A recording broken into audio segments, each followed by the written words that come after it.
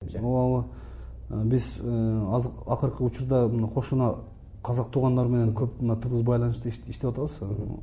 Мурун биз казак туугандардан, өзбек туугандардан эми башка улуттун өкүлдөрүнүн ырларын которуп бурдачууда биздин шоу бизнесте ошондой мындай плагиатство, мындай бир өнүгүп өрчүгөн учур болгон да бир сер. Анан биздин комиссиялар катуу туруп, анан мындай сындаган адамдар да катуу туруп, ошол бир барып азыр бир аз солгундап, азыр буюрса жок болуп баратат. Биз ар ким өзүнүн болгон талантын, болгон күчүн, аракетин көрсөтүп, ырларын жазып, же болбосо ошондой бийик деңгээлде ырдап, аткаруучулук чеберчилиги күчтүү болсо, башка бирөөнүн ырын ырдап азыр жакшы аракет кылып атышат. Бирок кошуна казак туугандарга жукту ошол биздин оору.